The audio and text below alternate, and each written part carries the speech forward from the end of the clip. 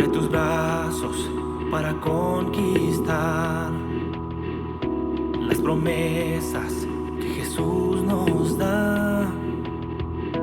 Solo espera y tú verás el milagro que Cristo hará. Un lugar para celebrar la victoria que su sangre nos da. Solo confía y cree en Él, que en familia lo encontrará. Hay un lugar para todos, en familia de Dios.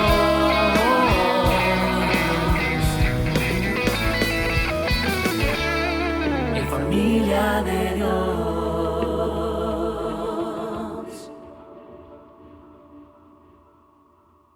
Hoy comienzo una serie de predicaciones que la he titulado Las sorprendentes enseñanzas de Jesús. Ese es el título de la serie. Y el título de la predicación es La nueva alianza entre Dios y el hombre. Vamos a ver qué impactante y sorprendente enseñanza que tendremos hoy, porque viene de nuestro Señor Jesucristo. Las enseñanzas de nuestro Señor Jesucristo realmente son muy sorprendentes, extraordinarias. Cuando nosotros por primera vez leímos sus enseñanzas, sus historias, y nos convertimos al Señor, nos impactaron. Impactaron. Y déjeme decirle que estas historias, a lo largo de ya más de 2000 años, todos los que la han leído, aunque no se hayan convertido, se les ha quedado muchos de los dichos de Jesús, de las parábolas de Jesús, y unánimemente reconocen en el mundo de la literatura, en el mundo de la enseñanza, reconocen que Jesucristo fue uno de los más extraordinarios maestros por la forma de enseñar. Extraordinario.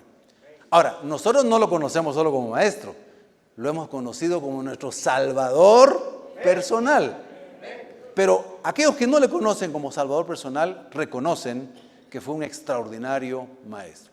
Sus enseñanzas, decía, que son y han sido extraordinarias, sorprendentes para muchos. ¿En qué sentido? En que cuando las escucharon por primera vez, les golpeó, los sacudió. Enseñanzas que vinieron a botar tradiciones, ideas, creencias religiosas que ya no servían realmente para nada. Vemos que la sociedad se conmovió ante la enseñanza de Jesús de Nazaret. Pero también sus enseñanzas son sorprendentes por su trasfondo, porque nadie esperaba recibir enseñanzas de Jesús de Nazaret. ¿Por qué? Porque su trasfondo de familia, como familiar, o parte de la familia de María y José y sus hermanos, era un trasfondo sencillo y humilde. Él no nació en una familia de tradición de rabinos, por ejemplo. Él nace de una familia en que todos se ayudaban y su padre era un tectón, dice la palabra griega.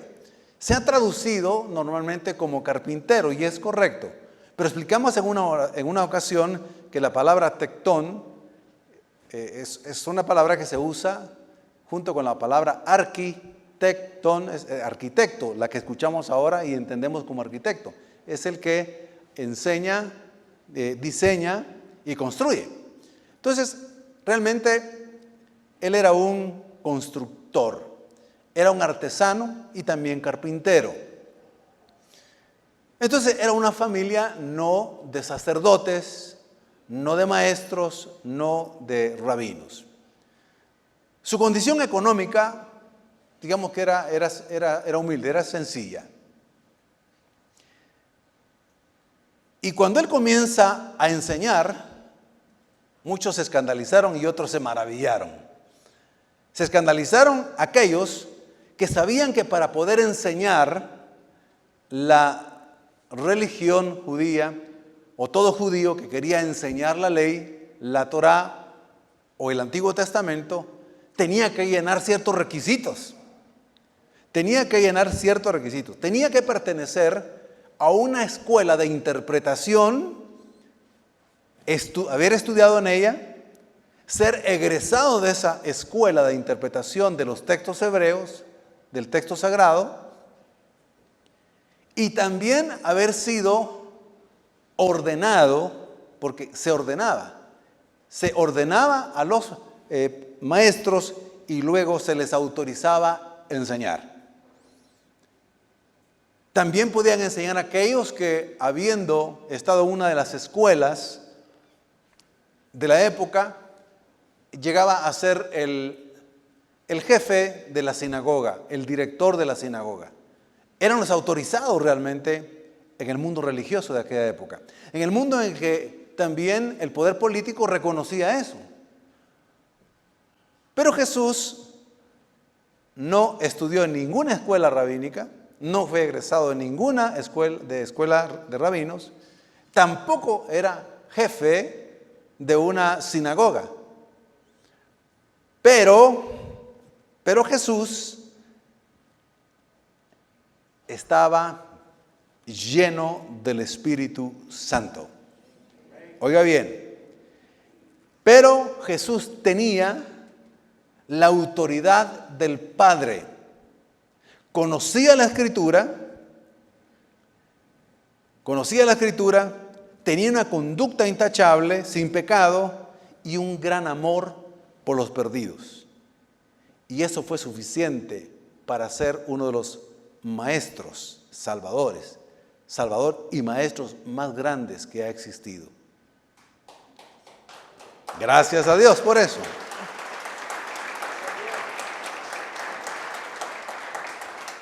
Las credenciales de Jesús entonces era, familia de carpinteros, de constructores, sí, sencillo, un judío común, se vestía de manera común, no se vestía como los sacerdotes ni los maestros de la época, como los rabinos, no se vestía así.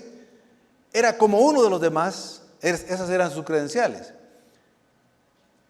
Digamos humanamente, entonces no tenía.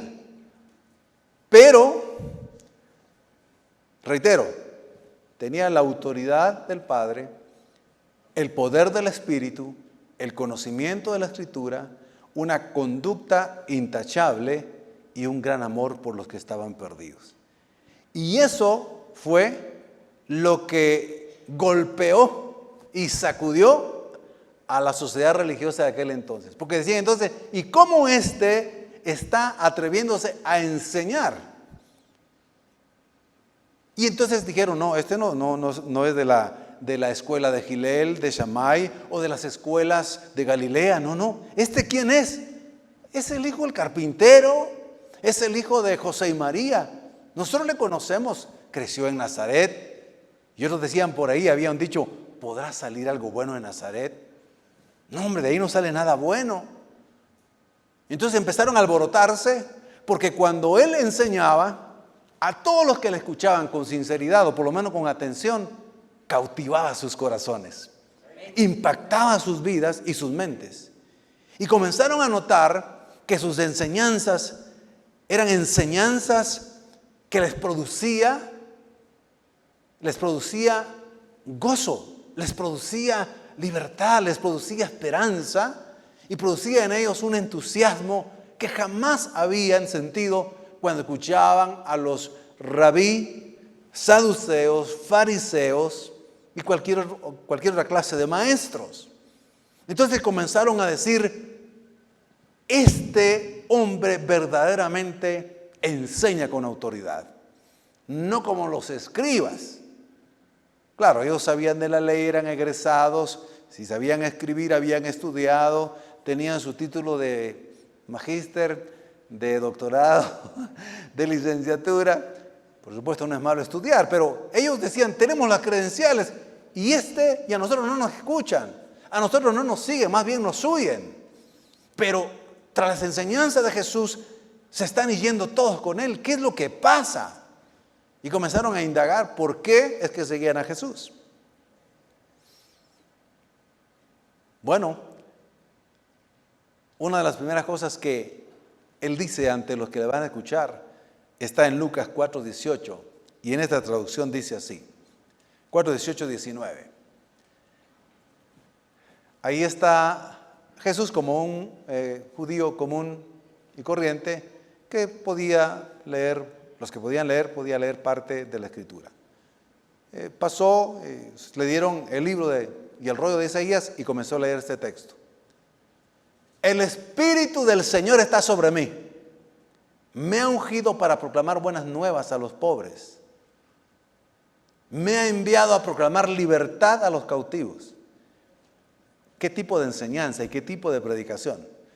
Me ha enviado a enseñar, a proclamar, a decir y a hacer, a dar vista a los ciegos, a poner en libertad a los oprimidos y a proclamar el año de la buena voluntad del Señor. Entonces, cuando Él dijo, esta escritura se ha cumplido delante de vosotros, y los religiosos ahí se rasgaron las vestiduras y dijeron, este ha blasfemado. Este está diciendo que es el ungido, que es el Mesías, que es el enviado de Dios, que se está cumpliendo la profecía de Isaías en él mismo. Y entonces se alborotaron, quisieron ir sobre él, pero él tranquilamente salió y se fue. Pero lo que él dijo comenzó a cumplirse. Las enseñanzas y las predicaciones de Jesús iban acompañadas de señales, de milagros. Sanó a los enfermos, libertó a los endemoniados, reprendió el viento, la tormenta, y también puso en evidencia a los religiosos hipócritas. Entonces, ese mensaje y esas enseñanzas realmente fueron contundentes. Y es interesante que, como él no fue ordenado por alguna de estas escuelas, quien introduce su ministerio es un hombre llamado Juan el Bautista. Y es otro hombre de su tiempo que es contra la cultura religiosa de ese entonces, contra la cultura de la sociedad. Jesucristo rompió moldes, rompió estructuras, rompió tradiciones, y el profeta que anuncia su ministerio de enseñanza, proclamación y predicación es un profeta muy singular. No es un profeta como todos los otros profetas religiosos que cayeron en la religiosidad, que se vestían con finas vestiduras, con perfumes, con muchos textos de la Escritura en sus vestiduras, pero en su corazón había inmundicia, hipocresía, engaño y pecado. Y aquel que se levanta para preparar el camino, para que él comience su ministerio, su enseñanza, es un hombre que vive en el desierto, es solitario. Es un hombre que sus vestiduras no eran como la de los rabinos especiales, de colores especiales, de tela especial, con una costura especial y con otros adornos especiales. Se vestía con pieles de camello. Es decir, había una piel de camello ahí, y entonces medio se la ajustaba, medio se la cosía y se la ponía encima. Era una vestidura rústica. Y también vivía de una manera tan diferente, que no andaba en banquetes, que no andaba en reuniones importantes con los religiosos, sino que comía langostas y miel silvestre. Langostas se oye bonito, pero eran puros chapulines. Así le dicen en México. ¿Cómo le decimos aquí? Puros grillitos. Bien tostados, son ricos, yo ya los probé. Ya lo probé. ¿No me creen?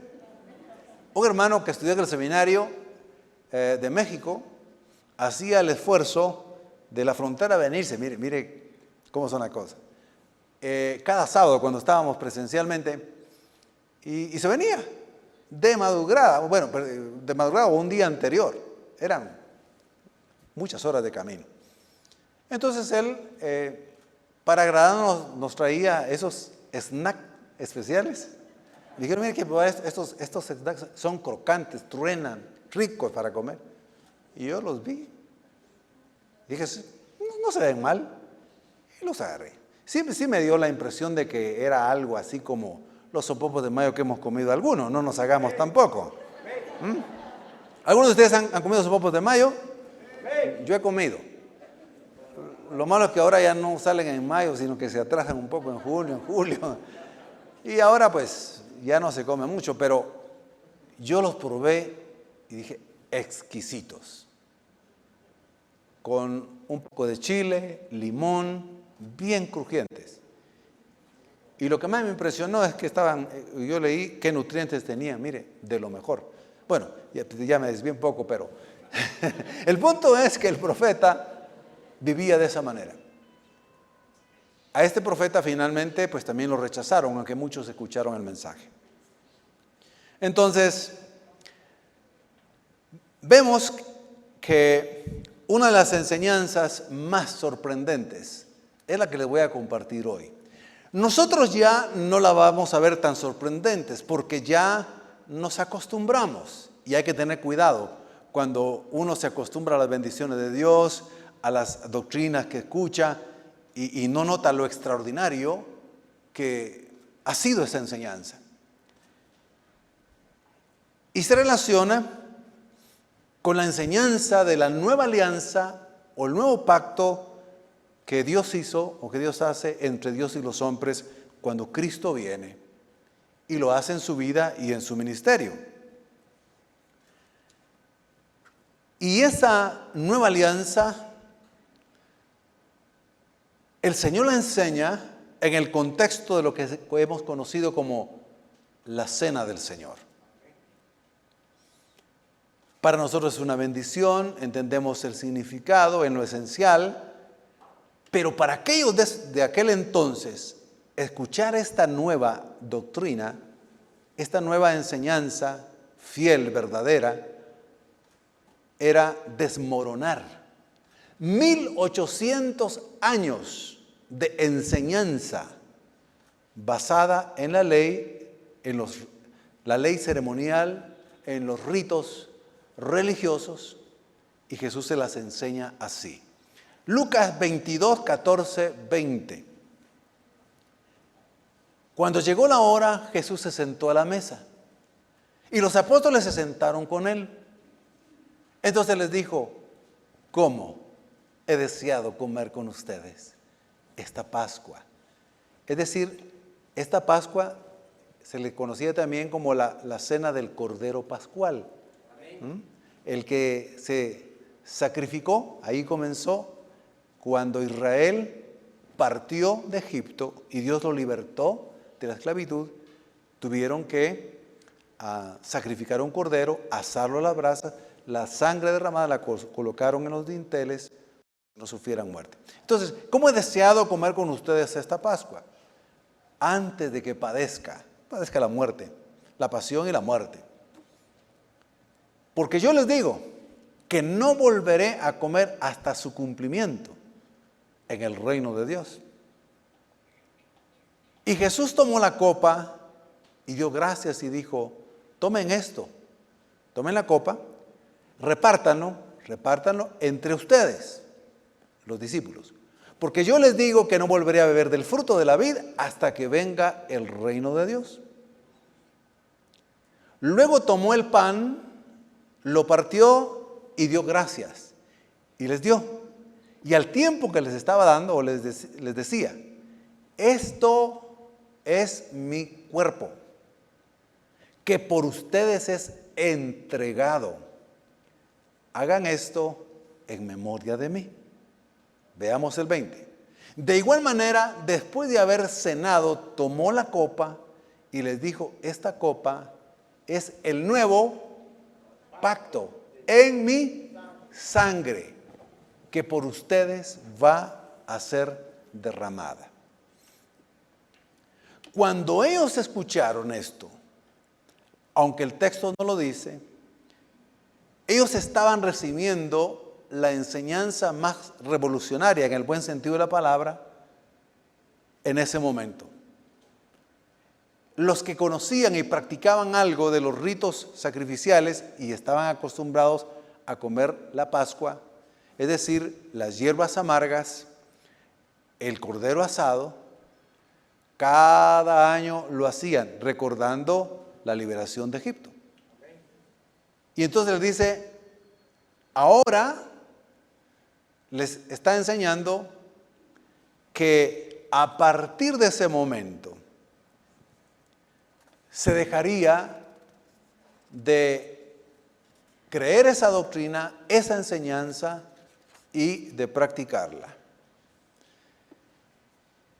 Él estaba en ese momento comenzando a sustituir, a quitar, a destruir, por así decirlo, como les dije, 1800 años de antigüedad, del sacrificio del cordero pascual que en la salida de Egipto los israelitas sacrificaron y colocaron en la sangre de las puertas de sus casas y fueron librados de la muerte. Por eso después esta antigua alianza se basaba en derramamiento de sangre de corderos físicos, pero también de machos cabríos, de becerros, para purificar los pecados del pueblo y de los sacerdotes. Todo el sistema de creencias de los judíos del Antiguo Testamento, de los sacrificios, básicamente era la esencia para poder purificar sus pecados.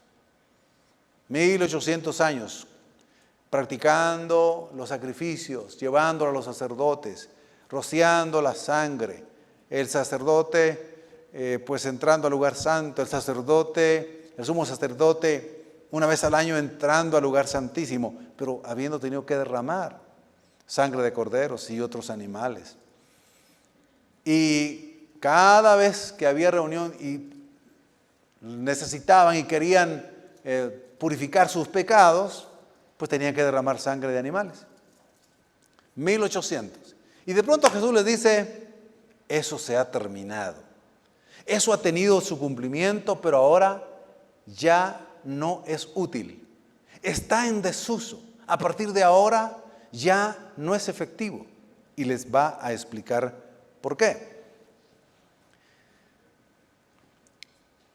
Les dice, ahora este nuevo pacto en mi sangre, ustedes lo van a celebrar y lo van a recordar con una cena. Ya estoy interpretando el texto.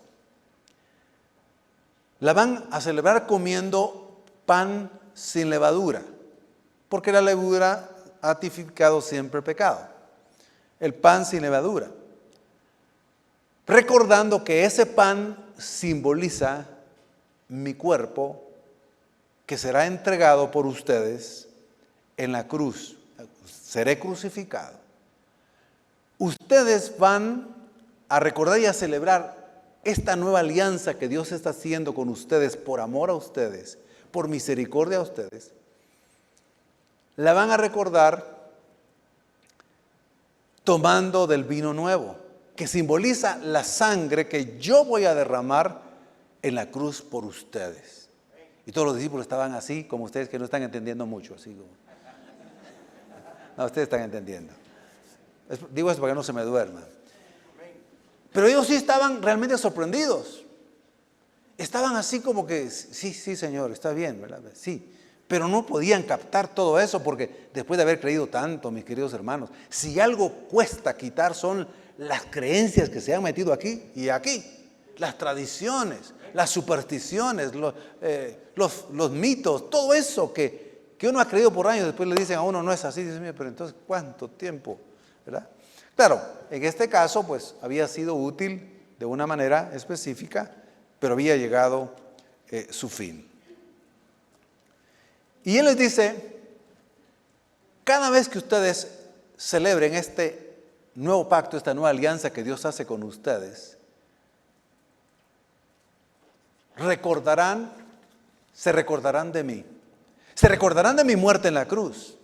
Se recordarán de que mi cuerpo fue molido. Fue desfigurado, fue crucificado. Y van a recordar que mi sangre, toda mi sangre, fue derramada por ustedes. Pero todo esto para el perdón de sus pecados. Para limpieza de sus pecados y que ustedes puedan ser justos ante Dios y ser salvos. Y ustedes, discípulos, ya no tendrán, a partir de aquí, ya no tendrán más que ir al templo a sacrificar animales ni corderos físicos. Se terminó. Esa enseñanza queda obsoleta. Imagínense cuando llegó a oído de los religiosos esa enseñanza. Claro, empezaron a maquinar cómo matar a Jesús.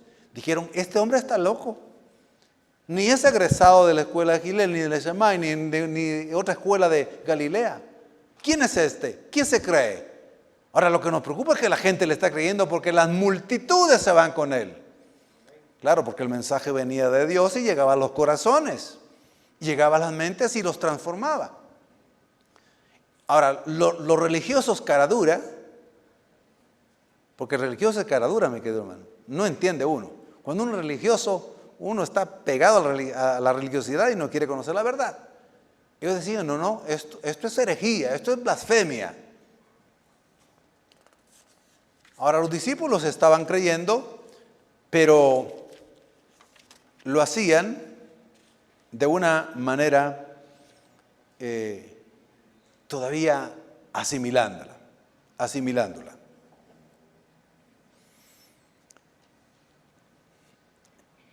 Y les estaba diciendo, todos aquellos, en otras palabras, que crean en mí estarán comiendo espiritualmente de mi carne, bebiendo de mi sangre. Eso es el nuevo pacto en mi sangre. Y entonces ustedes serán limpios de sus pecados, serán perdonados y serán salvos. Ahora, eso lo entendemos mejor cuando leemos Juan capítulo 6, versículos 53 y 54. Jesús les dijo, de cierto os digo, o les digo, si no comen la carne del Hijo del Hombre, está hablando de manera simbólica, espiritualmente, si no comen del Cordero de Dios que quita el pecado del mundo, es lo que estaba diciendo, creyendo en Él y beben su sangre, no tienen vida en ustedes. Este fue otro mensaje que no entendieron los religiosos. No entendieron los de la sociedad en general. Los israelitas no entendieron este mensaje al principio. Por eso comenzó un rumor a correr que decían, los que están con Jesús se reúnen y hemos oído que se reúnen a comer, a cenar. Pero estos son caníbales, dijeron, fíjense, porque hemos oído que comen la carne de Jesús y que beben la sangre de Jesús. Claro, el hombre natural no discierne las cosas espirituales. Lo que estaba enseñando Jesús les estaba poniendo ejemplos para que entendieran la verdad espiritual. Si ustedes no creen en mi cuerpo crucificado y en mi sangre derramada en la cruz, entonces ustedes morirán en sus delitos y sus pecados. Por eso es que ustedes tienen que comer de la carne de mi cuerpo, si no comen de la carne del Hijo del Hombre y beben de su sangre espiritualmente, entonces no tienen vida en ustedes. 54. El que come mi carne y bebe mi sangre, ¿qué dice? Tiene vida eterna y yo le resucitaré en el día final. Ahora nosotros lo entendemos y damos gloria a Dios, pero la mayoría no lo entendió. Jesús, al enseñar esta asombrosa y extraordinaria enseñanza, lo que recibió de todos los religiosos sin excepción, bueno, algunos se convirtieron después, fue rechazo, odio, menosprecio y despertó en ellos el deseo de matarlo. Intentaron matarlo. En algunas veces quisieron despeñarlo, otras veces lo quisieron apedrear, pero no había llegado el tiempo. Pero eso fue lo que despertó en ellos. Jesús les dice entonces a sus discípulos: ustedes estarán participando ya de una nueva alianza de Dios con ustedes. Ahora yo soy y seré el Cordero de Dios que quita el pecado de ustedes. Y eso fue lo que dijo precisamente Juan el Bautista, cuando él estaba diciendo que el tiempo de Dios y el reino de Dios se había acercado, que se arrepintieran y se convirtieran de sus pecados y que se bautizaran. Y la gente acudía a escuchar a Juan el Bautista porque era un profeta de Dios, era un hombre que tenía autoridad y la gente pues se arrepentía de sus pecados y bautizaba en agua. Pero él les empieza a aclarar y les dice: bueno, yo lo estoy bautizando con agua, pero después de mí viene otro que los bautizará en Espíritu Santo y fuego. A ese es el que debéis de seguir. Y cuando en una ocasión estaba bautizando Juan el Bautista, estaba enseñando e iba a bautizar, cuando de pronto viene Jesús. Las multitudes están ahí y él dice, cuando lo ve a la distancia, les dice: he ahí o he aquí el Cordero de Dios que quita el pecado del mundo. La mayoría no lo entendió, algunos sí lo entendieron. Ahora nosotros sabemos que el Cordero de Dios que quita el pecado del mundo es Jesucristo y que fue sacrificado en la cruz del Calvario. Y por eso somos salvos completamente nosotros. Entonces, Jesús, si quiere dar un aplauso, denle un aplauso al Señor. Vi la intención de alguien que quería aplaudirle al Señor. Entonces, Jesucristo, en tan solo 3 años y medio, anuló todos, absolutamente todos, los ritos, las ceremonias de los sacrificios del Antiguo Testamento. Los botó. Claro, los que vendían en el templo, los que vendían los animales, los que estaban especializados en sacrificar los animales. Dice, no, hombre, está diciendo que ya no hay que sacrificar aquí. Les estaba afectando su economía porque muchos habían convertido eso en una cueva de ladrones, dice la Escritura. Por eso Jesús entró al templo en una ocasión y comenzó a tirar, a volcar las mesas de los cambistas que cambiaban dinero para aquellos que venían y compraban animales que iban a sacrificar. A todos los que vendían, se habían corrompido ahí. Entonces, todos estos dijeron: no, este es un blasfemo. Además, nos está quitando el negocio. ¿Así lo vieron?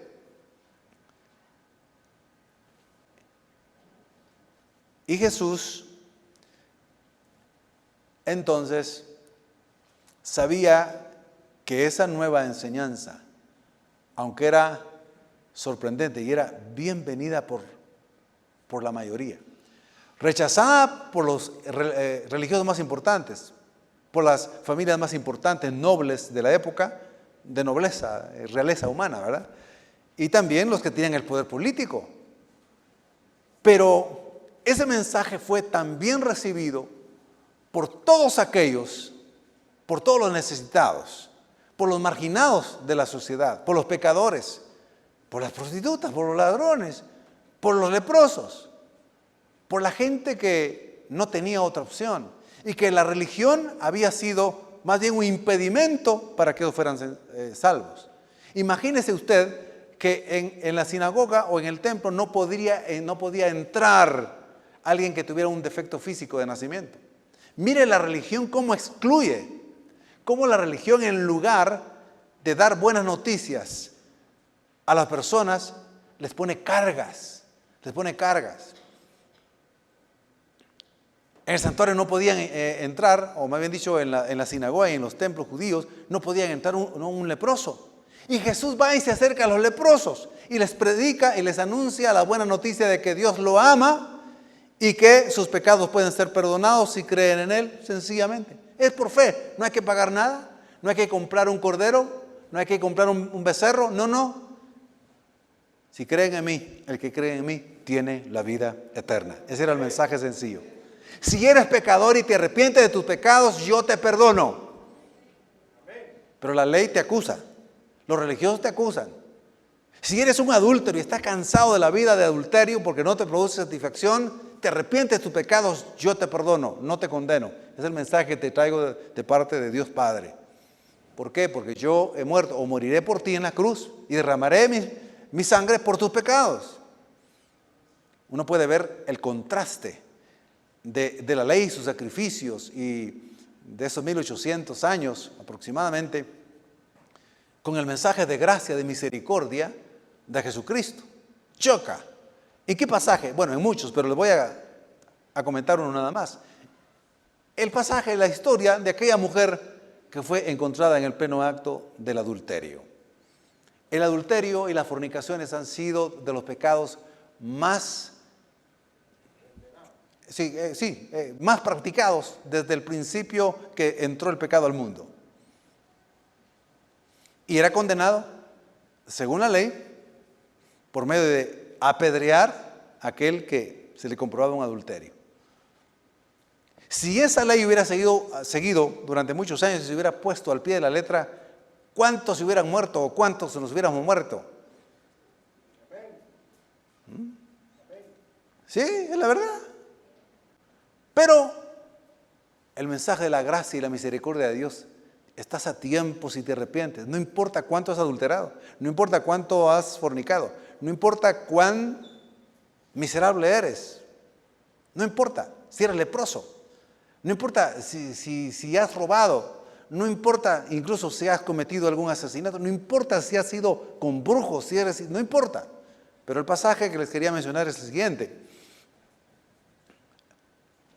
Los escribas, los fariseos, los saduceos, le llevaron a Jesús a una mujer. Ahí iban en grupo los religiosos.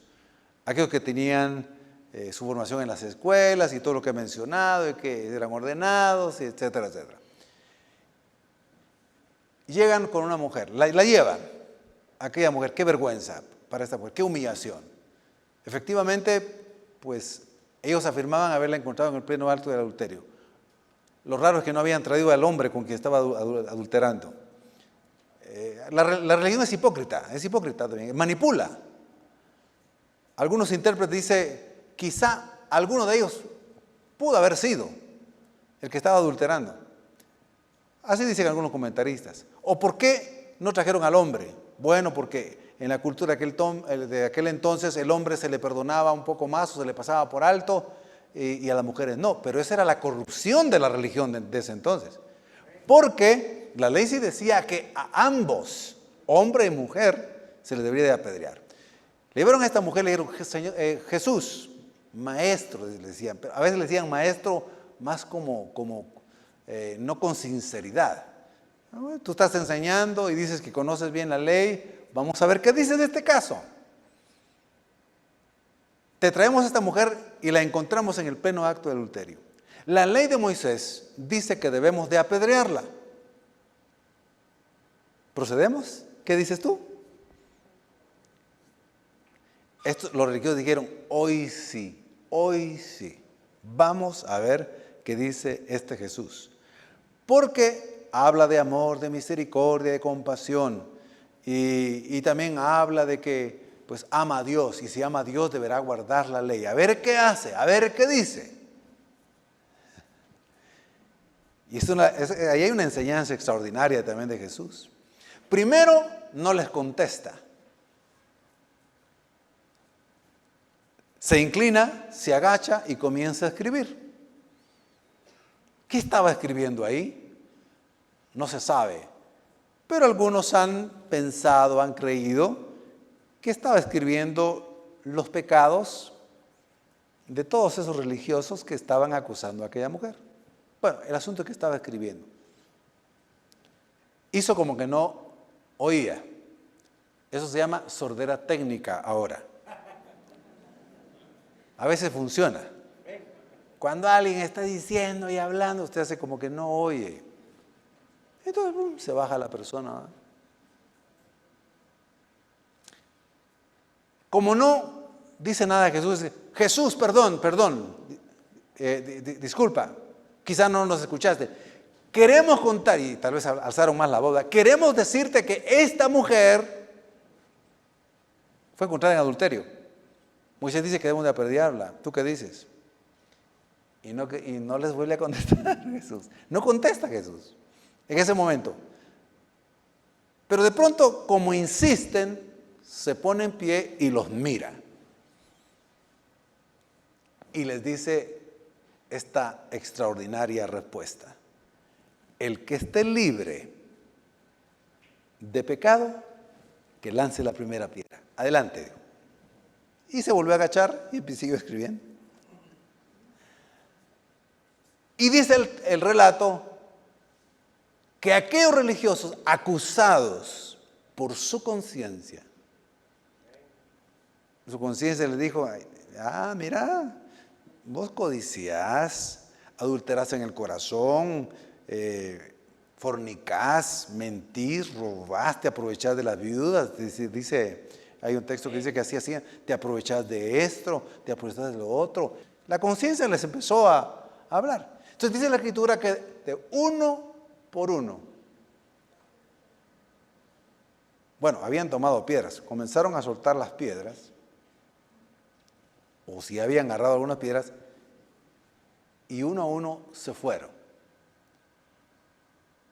Ahora, ¿por qué no se fueron todos en grupo? ¿Por qué? Porque era mucho clavo, hombre. Era mucha vergüenza, todos huyendo, ¿verdad? No, mejor uno por uno para que sea algo disimulada la cosa, ¿no? Uno por uno se fueron. Jesús sabía, hasta que se fue el último, porque no había uno que no había cometido pecados. No había uno. Entonces Jesús se levanta y mira a la mujer. Y aquel que sí tenía el derecho de apedrearla porque nunca había cometido pecado, le dijo a esta mujer, ni yo te condeno. Vete y no peques más. En otras palabras, yo te perdono. Ese era el mensaje que sí recibieron multitudes, porque los pecadores necesitan del perdón de sus pecados. Por eso es que muchos lo seguían, porque al final todos estaban necesitados. Si los leprosos no podían entrar a la sinagoga o a los templos, Jesús iba a los leprosos. Y Él podía sanarlos a distancia por si acaso, pero Él lo hace a propósito. Él extiende sus manos y toca a los leprosos para sanarlos. Es una enseñanza práctica que también choqueaba a los religiosos. Dice, este es un inmundo. Porque la ley dice, otra vez la ley, ¿verdad? La ley dice que aquel que toca tan solo un recipiente o la ropa de un leproso ya es impuro. Y Jesús tocó a los leprosos y los sanó, a muchos. Mis queridos hermanos, las enseñanzas de Jesús, sorprendentes, para los humildes, los sencillos de corazón y los que se reconocen pecadores. ¿Acaso no nos resultó a nosotros una enseñanza maravillosa al examinarnos cuán pecadores habíamos sido, practicantes, y que nos anuncia Jesús que si nos arrepentimos el Señor nos perdona y nos salva y nos hace nuevas criaturas? ¿Acaso no fue maravilloso ese mensaje para nosotros? Por eso estamos aquí, alabando al Señor que nos salvó y nos libertó de nuestros pecados. Pero muchos de los religiosos y que se creen hombres que son muy piadosos, que nunca han hecho daño a nadie, pues no nos hubieran aceptado a nosotros para ser salvos, hermanos. Si a ellos les hubiera tocado el decidir quién fuera salvo y quién no. Por eso es que Jesús entonces, esta enseñanza resultó vital y se estableció en la iglesia hasta el día de hoy. El nuevo pacto, un pacto de amor que Dios hace con los hombres. Ese nuevo pacto es si te arrepientes y tienes fe en Jesús, el Cordero de Dios que quita el pecado del mundo, que su cuerpo fue molido y su sangre fue derramada, eres salvo. Eres justo ante Dios, tienes la vida eterna. Es así de sencillo, sí. Esa es la buena noticia del Evangelio. Cualquier clase de pecados, cualquier clase de errores, de equivocaciones, no importa. Si crees en el Hijo de Dios, el Cordero de Dios, eres salvo y Dios te perdona y te transforma. Y por eso quedó escrita esta palabra, esta doctrina, esta nueva enseñanza. Toda la carta de los Hebreos, aunque las demás cartas también hablan de ese nuevo pacto, la carta a los Hebreos especifica por qué es mucho más excelente, extraordinario y perfecto el nuevo pacto en la sangre de Cristo que el antiguo pacto. ¿Por qué fue desechado? ¿Por qué ya no servía? ¿Por qué era desventaja para los que estaban en ese entonces creyendo que podían ser salvos en el antiguo pacto? Habla de ese nuevo sacerdocio, habla de ese nuevo sacrificio, de esa ofrenda perfecta, ese sacrificio perfecto que se tuvo que hacer una sola vez y para siempre, y que tiene eficacia hasta la segunda venida de Cristo, para siempre. Y le dice, alégrense porque ya no tienen que repetir los mismos ritos, los mismos sacrificios, cada vez, cada año. Ya no, ahora es por la fe en el Hijo de Dios, por la fe en Cristo Jesús, nada más. Y así quedó establecida en 1 Corintios capítulo 11, 23 al 26, que es la que vamos a leer precisamente para la cena del Señor. Quiero invitarles a que se pongan de pie un momentito. 1 Corintios 11, 23, 26 dice así. Pablo está hablando, escribiendo. Yo recibí del Señor lo mismo que les he enseñado a ustedes, la misma enseñanza, la misma doctrina del nuevo pacto. Que la noche, regresemos al 23 por favor, que la noche que fue entregado, el Señor Jesús tomó pan. Siguiente. Y que luego de dar gracias lo partió y dijo, tomen y coman. Esto es mi cuerpo, simboliza mi cuerpo, que por ustedes es partido en la cruz, molido en la cruz. Hagan esto, celebren, recuerden el establecimiento del nuevo pacto, la nueva alianza que Dios hizo con ustedes, en mi sangre, en mi cuerpo. Recuérdenlo, ténganlo en su memoria. Hagan esto en memoria de mi sacrificio. ¿Podemos seguir leyendo? Asimismo, después de cenar, tomó la copa y dijo, esta copa es el nuevo pacto en mi sangre. Hagan esto cada vez que la beban en mi memoria. Siguiente versículo. Por lo tanto, siempre que coman este pan y beban esta copa, proclaman la muerte del Señor, el sacrificio, su sangre, nuevo pacto, hasta que Él venga. Bendito el nombre de nuestro Señor Jesucristo. Bendita la obra de Jesús en la cruz. Gracias Jesucristo por haber muerto en la cruz, por mis pecados, por mis maldades, por mis equivocaciones. Gracias Señor, porque por la sola fe en ti hoy somos salvos. La salvación se extendió, Señor, al mundo entero. Ya no es en un monte, en un templo, en un santuario, con animales, con sangre de corderos, de macho cabríos. Es por la sangre derramada en Cristo Jesús porque hoy todo ser humano se puede salvar al escuchar las buenas noticias del año agradable del Señor, a predicar las buenas nuevas a los pobres de espíritu, a los pobres por ser pecadores. Señor, gracias.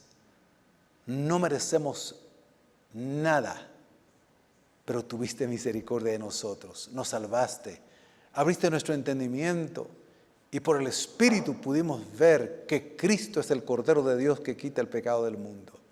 Y que la salvación no es solo para los judíos, ni en el contexto judío, ni los religiosos judíos, sino es para los gentiles y para cualquier persona del mundo, para nosotros los guatemaltecos también. Señor, gracias. No quiero dejar de hacer la invitación a alguien que pueda encontrarse aquí o a alguien que nos mire a través de las redes sociales, que no es salvo, que el mundo le ha señalado, el mundo le ha condenado, muchos lo han marginado, lo han menospreciado, porque ha cometido errores, ha cometido pecados, equivocaciones, su vida está llena de fracasos, pues por usted murió Jesucristo. Jesucristo lo ama entrañablemente, lo ama, lo ama, lo ama, y por eso quiere salvarlo hoy. Solamente usted tiene que creer en Jesucristo, el Cordero de Dios que quita el pecado del mundo, arrepentirse de sus pecados y es salvo. Tiene la vida eterna, su nombre es escrito en el libro de la vida y cuando muera irá al cielo, a esa vida mejor que nos espera, a esa vida mejor que la que tenemos aquí. Esa es la buena noticia, ese es el mensaje que escandaliza a los religiosos. Porque ellos quieren ser salvos por sus obras, porque se creen buenos. Jesucristo dijo, bueno, no hay ni uno solo. Pablo repitió que no hay ni uno solo bueno que haga el bien y no peque. Que todos han pecado y por eso han sido destituidos de la gloria de Dios. Si alguien necesita ser salvo y quiere recibir a Cristo en este momento, diga conmigo esta palabra de fe. Señor Jesús, creo en ti, el Cordero de Dios que quita el pecado del mundo. Me arrepiento de todos mis pecados. Te recibo en mi vida para que me hagas hijo de Dios. Te confieso como mi Señor y mi Salvador personal. Y creo que resucitaste al tercer día. Gracias por amarme tal cual soy y por aceptarme como soy, salvarme, limpiarme y transformarme en tu Hijo. Amén. Abre tus brazos para conquistar las promesas que Jesús nos da. Solo espera y tú verás el milagro que Cristo hará. Un lugar para celebrar la victoria que su sangre nos da. Solo confía y cree en Él, que en familia lo encontrará. Hay un lugar para todos, de familia de Dios.